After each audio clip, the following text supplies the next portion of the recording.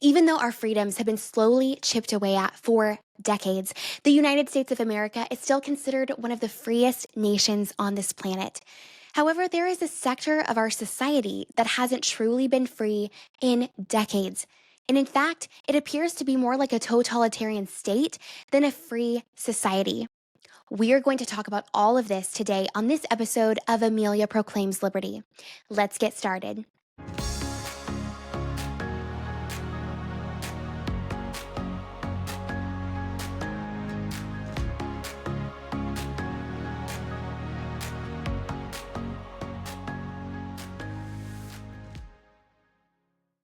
Hello, everyone. Thank you so much for joining me today. I hope you all are having an amazing day. After that introduction, you were probably wondering what in the world I am going to talk about. What sector of our society is not truly free and has not been free for a long time? And that, unfortunately, is our government subsidized public school system.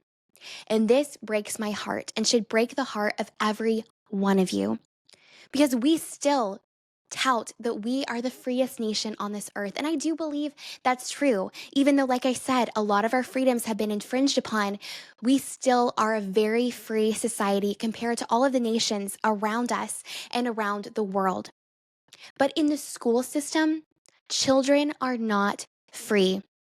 And I think as a nation, we have gotten used to the fact that children are not specifically supposed to have freedom of religion in school.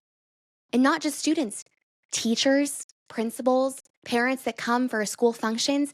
There is not supposed to be religious activities, specifically Christian activities, in our school system.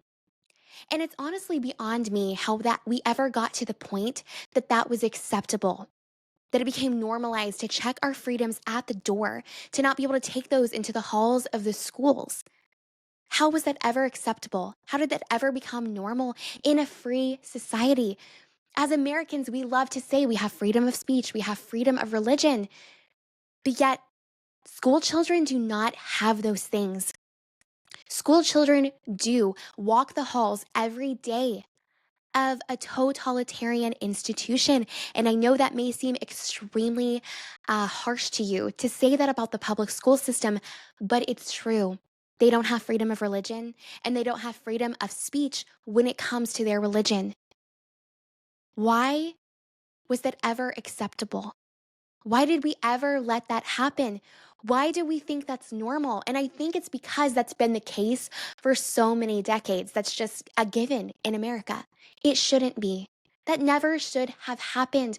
Where were all the mothers and fathers and grandparents when that happened that said, no, this is not going to happen?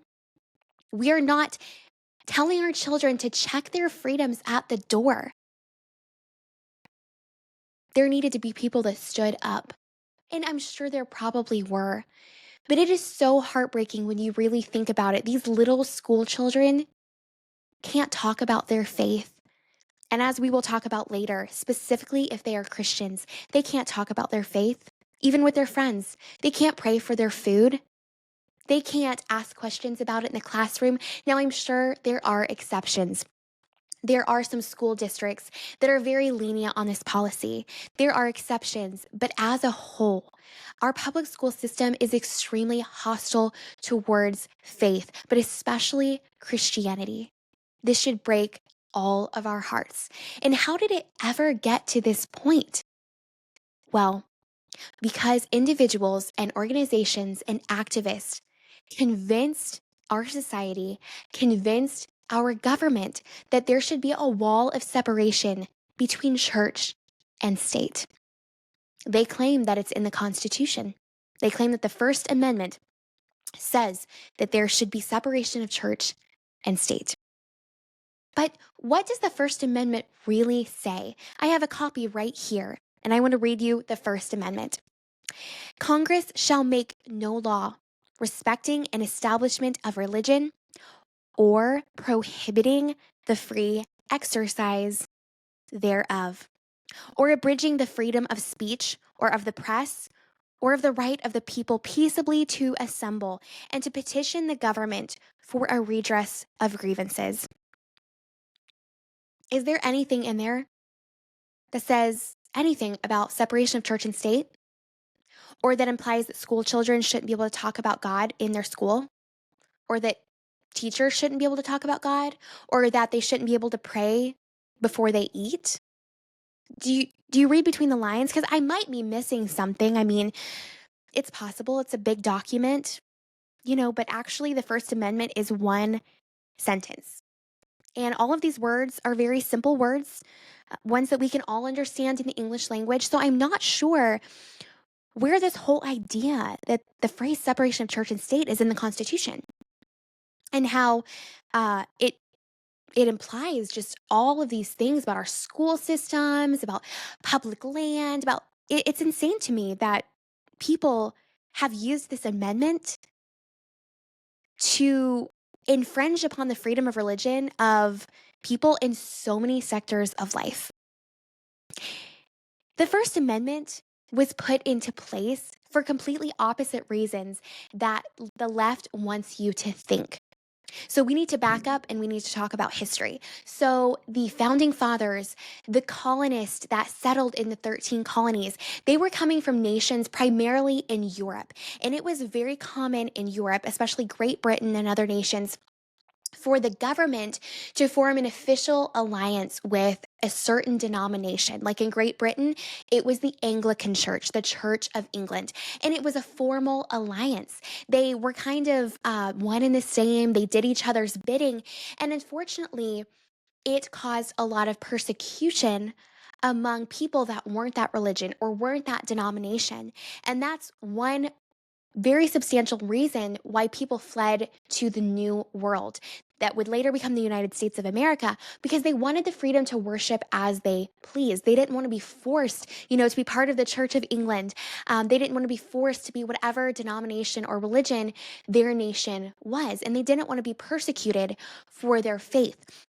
So they fled to the United States of America, where our founding fathers knew that history. They had experienced that. And they wanted to make the United States different. They wanted people to have freedom to worship as they pleased. So they wrote the First Amendment in the Bill of Rights that says Congress shall make no law respecting an establishment of religion. All that means is that they were not going to create a state church, a state denomination. They weren't going to say, okay, we're going to be Anglican, or we're going to be a Catholic nation, and everyone has to comply to that religion. And if you don't, there's probably going to be some issues. You're going to be persecuted or kind of ostracized. They didn't want that to be the case, like they had experienced in Great Britain and other nations. So they put that clause in the First Amendment of the Constitution. But notice what the next clause says: or prohibiting the free exercise thereof. It also says that our government does not have the right to prohibit people exercising their freedom of religion, which is exactly what our school systems are doing. They're infringing on the freedom of religion of students and teachers and other individuals that associate with the school. They're prohibiting on their free exercise of religion. So it's crazy that the First Amendment actually means the complete opposite of what the left and progressives claim that it means.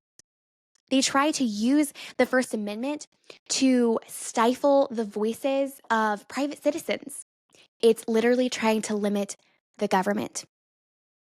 It's literally saying we're not going to make a state religion, and we're not going to suppress people's freedom of religion. They can worship as they choose. But yet in the school system, and honestly in other factors of society, especially the public square and the civil arena, people are saying that there's a wall of separation between church and state, that the First Amendment says that you aren't supposed to bring your faith into the public square, when really the First Amendment means the complete opposite of that. So where did this belief come from? Where did this phrase, separation between church and state, come from? Because it's clearly nowhere in the Constitution, nowhere in the First Amendment. So where did it come from? I'm glad you asked.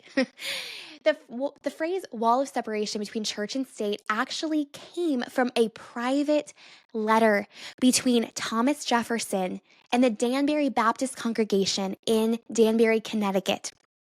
You see, this congregation was worried that our new government might do what they did in Europe, establish a state denomination, force everyone to be a part of it, and persecute people that wouldn't. And so they were a Baptist congregation. And so they were thinking, if they establish, if like the Congregational Church or the Anglican Church becomes the state religion and we're Baptist, we're going to be persecuted. So they were extremely worried about that. And so they wrote a letter to Thomas Jefferson asking him, is this going to happen? Are you all going to do this? And Thomas Jefferson wrote them back a letter that said, there will be a wall of separation between church and state, meaning that the government would not establish a state religion, that they could have peace in their hearts knowing that they could worship as they please, and the government was not going to infringe upon that right. Again, the complete opposite of how people misinterpret and twist that phrase today. But once the wrong people started misinterpreting that, the damage was done. And the damage has been happening ever since we had activist judges who chose to rule on court cases, like we're going to talk about in a minute, in a way that totally twisted and took out of context words and documents by our founding fathers. And there's no court case more fitting to talk about in this conversation than Everson versus Board of Education, a court case that was decided in 1947, almost 80 years ago. This started. In fact, it started way before that, but it really started having real implications in 1947. I want to read you really quickly a clause from that court case, Everson versus Board of Education in 1947. The court proclaimed the First Amendment has erected a wall between church and state. So they're claiming that that's in the First Amendment when really it was in a private letter from Thomas Jefferson. The First Amendment has erected a wall between church and state. That wall must be kept high and impregnable. We could not approve the slightest breach.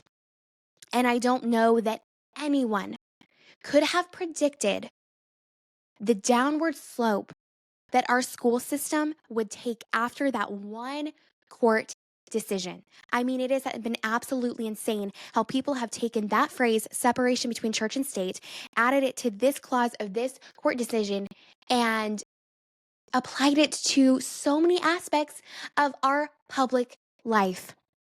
We are going to dive into specific ways that rights of school children and teachers have been infringed upon in this way for decades. But first, I want to go backward to early America and the education system in early America. It is always important to look back at our history because it has been famously said by, I believe, George Santayana. He said that those that don't know the past are doomed to repeat it. And I think that was a paraphrase, but that is so true. If we don't know things that happened in the past, whether good things or bad things, we are going to repeat the bad things and we're not going to learn from the good things.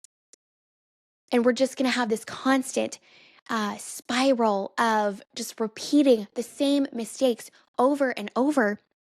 So we have to look back at early America. So what did early education in America look like? Actually, the first education law in the United States was actually when it was still colonies in 1647, and it was called the Old Deluder Satan Act. What in the world is the Old Deluder Satan Act, and what did it say? It said this: it being one chief project of that old deluder Satan to keep men from the knowledge of the scriptures as in former time. It is therefore ordered that after the Lord hath increased the settlement to the number of 50 households, shall forthwith appoint one within their town to teach all such children as shall resort to him to write and read. And it is further ordered that where any town shall increase to the number of 100 families or households, they shall set up a grammar school for the university. There it is right there. The first education law actually commanded the new towns to set up a school so that children would be able to read the Bible, so they couldn't be deceived by the old deluder Satan. If children couldn't read, they couldn't read the Bible, and then they would be deceived by his lies. That is so incredible. This is amazing. And people are so quick to say our nation wasn't founded upon the Bible or, separation of church and state, when right here, the first education law is literally about the Bible. This is so incredible. Everyone needs to know this. Everyone needs to know the Constitution. It is so important to know and read our founding documents, to know our history. It doesn't end there. There was a man named Dr. Benjamin Rush, who was a renowned doctor. He is actually called the father of American medicine. He did so many other wonderful things with his life, but one of them was actually signing the Declaration of Independence. So he is one of our founding fathers. And not only that, he's actually called the father of public schools under the Constitution. So he should be someone that we could look back at and find out what our founding fathers had envisioned for schools in America. This is some information about Dr. Benjamin Rush from Wall Builders, and I'm going to read this to you because this is incredible. He helped found and guide numerous societies, including those to end slavery, promote science, encourage Sunday schools, distribute Bibles, provide relief for the insane, etc. He helped establish at least 5 universities, colleges, or academies, formulated visionary educational policies, authored numerous textbooks, and pioneered educational opportunities for both women and Black Americans. Because of his extensive national educational influence, he can be called the father of public schools under the Constitution. This is an incredible man. No doubt he was a genius to have accomplished all of these amazing things in his life. And again, the father of the public school system. What did he have to say about the Bible and God and Christianity in the public school system? Again, I'm glad you asked. This is what he said. I cannot but suspect that the present fashionable practice of rejecting the Bible from our schools has originated with deists. Now, I just want to pause and say deists are individuals that believe in God and they believe that God created the world, but they believe that he created the world and then kind of clocked out and has no interest or part in our day-to-day lives. And they discover great ingenuity in this new mode of attacking Christianity. If they proceed in it, they will do more in half a century in extirpating our religion than Bolingbroke or Voltaire could have effected in 1,000 years. But passing by all other considerations and contemplating merely the political institutions of the United States, I lament that we waste so much time and money in punishing crimes and take so little pains to prevent them. We profess to be Republicans, and by Republicans, he meant part of a republic. And yet we neglect the only means of establishing and perpetuating our Republican forms of government, that is the universal education of our youth in the principles of Christianity by means of the Bible.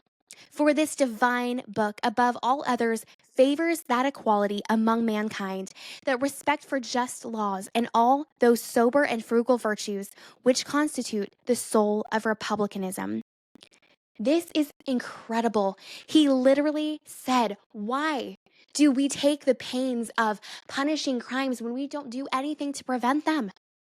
We need the Bible and the morals it teaches in our public school system. There you have it. Our founding fathers had no intention of removing God and the Bible from the public sphere, including the public school system. You have been lied to for decades about that fact by the left, by progressives, by those that hate Christianity. They want you to check your faith at the door, whether you're a teacher or you're a student. They want to infringe upon your freedom of religion and your freedom of speech, not because you don't innately have those freedoms. They want to do that because they hate what you're saying and they hate your religion. Never let them. Stand up for your faith and for your freedoms. Most recently, there have been a lot of progressive politicians that have been trying to do their best to remove God or any hint of Christianity or the Bible from the public school system. And recently, there has been one. He's a Texas state representative named James Tallarico. And a few months ago, he gave a speech in front of the Texas House where he was trying to express to them how they should not have the Ten Commandments displayed in Texas public schools. But there's an interesting fact about him. He calls himself a strong Christian, but yet he is in front of the Texas House trying to tell them, don't put the Ten Commandments in schools. Well, it's very obvious that he is a very progressive Christian, but I want to play to you the clip of what he said before the Texas House. The Hindu student who sits in a classroom is our neighbor. The Buddhist student who sits in a classroom is our neighbor. The Sikh student who sits in a classroom is our neighbor. The atheist student who sits in a classroom is our neighbor. And we are called to love them as ourselves. But if this bill passes, we're going to put a poster on the wall of that classroom that says, "Thou shalt not worship any god before me." We're putting up a poster that says their religion is inferior. We're putting up a poster that says their faith is not welcome here. So I have a few questions about this. Why would it be a problem for children to pass by the Ten Commandments in the hall and see things like, thou shalt not kill, thou shalt not steal, thou shalt not commit adultery? Why would that be a problem? No matter what religion you are, why would that be a problem? That's just a very interesting question that I have really thought about for years, because it doesn't make sense why these politicians don't want the Ten Commandments displayed in schools. Not only that, but I love actually the way podcaster Ali Bestecki put this. When she was talking about this, she literally said, if you love your neighbor, like he says in this video, you will want to share the gospel of Jesus Christ with them. If you believe, like you claim to, that Jesus is the way to heaven, why wouldn't you want to share that with your friends, with your teachers? If you love your neighbor, you will share the gospel with them, because Christianity is the only true religion. Now, that doesn't mean we hate other people of other religions or we try to coerce them into becoming Christians, but we should want to share the glorious gospel of Jesus Christ with them, the freedom and redemption that only He can offer. So if you love your neighbor, you will want to share the truth with them. And having the Ten Commandments displayed in schools is completely wonderful. That will only benefit the students and the teachers. I wanted to read one other thing to you before we move on. And that is a study that was conducted in 1940. Teachers then were asked, what are the top 7 discipline problems in public schools? Like, what do you guys deal with on a daily basis? Things that just the students do over and over, infractions against the rules. And these teachers in 1940 said things like talking out of turn, chewing gum, making noise, running in hallways, cutting in line, violating dress codes, and littering. Now, yes, all of those things are infractions against the rules and discipline problems, and small disobediences can cause larger problems in the future. But in and of themselves, things like chewing gum are not that big of a deal. They're not super serious infractions. But fast forward to 1980, just 40 years later, teachers were asked the same question. Their responses were this: drug abuse, alcohol abuse, pregnancy, suicide, rape, robbery, and assault. These things are actual crimes, not just, breaking school rules like by chewing gum. No, these are actual crimes that these children, these teenagers could go to prison for years. This is what teachers were dealing with in 1980. These were the top discipline problems in the public schools in 1980. That is a dramatic difference in just a 40-year period. And I want to ask you a question, and I want you to answer this in your heart, and I want you to be honest with yourself. What happened between 1940 and 1980 to cause such a dramatic difference? God was kicked out the door of the public school system. Morals and ethics come from God, come from Jesus Christ, come from the Bible, come from the Ten Commandments. And when our court system and our Department of Education kicked God out and said, "You are not welcome in our halls anymore. This is going to be a secular institution," see what happened? There is no foundation for right, for doing what's right, apart from the Bible. And not only did they kick God out, they invited evolution in and told the children, "You are just evolved from apes and amoebas. You're not actually a created being in the image of God with purpose and design. You just come from apes." What that does is create a sense of purposelessness in each heart of each child. There is no God. You come from apes. And so they just assume to themselves that I am the ruler of my own life. I can do what I want. Even if that's to hurt other people, it doesn't make a difference because we're all just evolved creatures and we're all just going to go back to dust after we live. We are doing a disservice to the children of this nation. And this has been going on since 1947 when God was kicked out of the public school system, and we see the results. Wake up. There are still people that are still pushing this lie that we are meant to have a secular society and that God should not be talked about in the school system, and that could not be further from the truth. And that's not what our founding fathers wanted either. Our children need to be able to be free in the school system. And I'm going to read you right now some things that have happened in public schools, some ways that our children's freedoms have been infringed upon since Everson versus Board of Education in 1947. In 1990, in the court case Roberts versus Madigan, they declared it is unconstitutional for a classroom library to contain books that deal with Christianity, or for a teacher to be seen with his personal copy of the Bible at school. In 2002, Fleming versus Jefferson County School District, if students are slain in a school shooting and fellow students create a memorial to their fallen friends, it is unconstitutional for that memorial to include any religious element or acknowledgement among the personal remembrances of students. In 2011, there was a court case, Doe versus School Board of Giles County, and honestly, there were so many that declared this as well. It is unconstitutional even to see the Ten Commandments at school, since students might voluntarily read, meditate upon, respect, or obey them. This goes back to what I was just saying.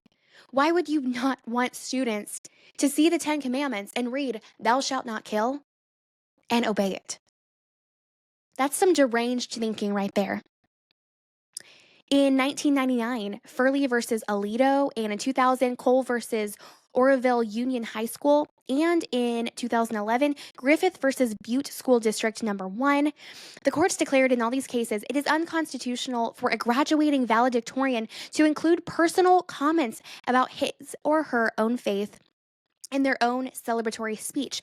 Therefore, a student's valedictory address may be reviewed and censored by school officials prior to being delivered. So, a graduating senior cannot talk about God in their valedictorian speech. So, here again, the school system, the government is infringing on the freedom of speech that student is guaranteed in the First Amendment of the Constitution. In 1985, Graham versus Central Community School District, the courts declared that it is unconstitutional for a school graduation ceremony to contain an opening or closing prayer, even if it is the decision of the graduating class. So a graduating class can't decide to pray. In 2006, Hurst versus Newman and several other court cases declared that it is unconstitutional to present to students the concept of the Creator, which is so openly acknowledged in the Declaration of Independence and numerous other founding documents. So basically, you can't teach children true history if it involves God at all. In 2004, Oxford Baptist Church versus Catawba County School Board of Education declared that it is unconstitutional for advisors who purchase advertising space in school settings to include any religious content in their paid advertisement. Flory versus Sioux Falls School District in 1979 declared it is unconstitutional for a kindergarten class to ask whose birthday is celebrated by Christmas. These are just a few of the many court decisions over the last 8 decades that have infringed upon the freedom of speech and freedom of religion of school children. There have been several other ways that the school system itself has infringed upon these rights. Let me just read you a few, and I just want to let you know that you're going to be infuriated. In St. Louis, Missouri, a school official caught an elementary student praying over his lunch. He ordered the student out of his seat, reprimanded him in front of the other students, and took him to the principal, who ordered him to stop praying. In Houston, Texas, school officials confiscated the personal Bibles of 2 students and threatened to have the students picked up by Child Protective Services. They also confiscated from the students their personal 10 Commandments book covers. In Orono, Maine, a 3rd grader who wore a t-shirt containing the words Jesus Christ was required to turn the shirt inside out so the words could not be seen. These should infuriate every single one of you. Think about it. A elementary student praying for his lunch, being publicly humiliated in front of his peers, and then told by the principal to stop praying. How do we, living in a free society, think that that is acceptable and normal? This should not be so, especially in a free society. Now, one may argue, well, they don't want them to talk about any faith or any religion in schools. But we have seen over and over throughout the last several decades that this policy has been extremely discriminatory against Christians specifically. In 9 Western states, courts ruled it constitutional for public schools to require a 3-week indoctrination to Islamic faith in which all junior high students must pretend they are Muslims and offer prayers to Allah. They are further encouraged to take Islamic names, call each other by those names, wear Islamic garb, participate in jihad games, and read the Quran during those 3 weeks. Yet the same court ruled it unconstitutional for those students voluntarily to mention under God in the Pledge of Allegiance. And that court case is Eklund versus Byron USD 2005 and Newdow versus U.S. Congress 2002. That should stand as an example of how our government and our school system discriminates against Christians specifically. So here they're having a 3-week course on Islam, but you're not even allowed to say under God in the Pledge of Allegiance. Another example, in Dixon, Tennessee, high school students were required to write a paper on any topic and to use at least 4 research resources. Some students wrote about reincarnation, witchcraft, and the occult, but the student who chose to write about the life of Jesus Christ was given a 0 by her teacher for choosing that topic. There are so many more examples like this of how our school system and our government discriminates against Christianity. And I could even point to the Civil Rights Act of 1964 that prohibits discrimination based on religion, among other things.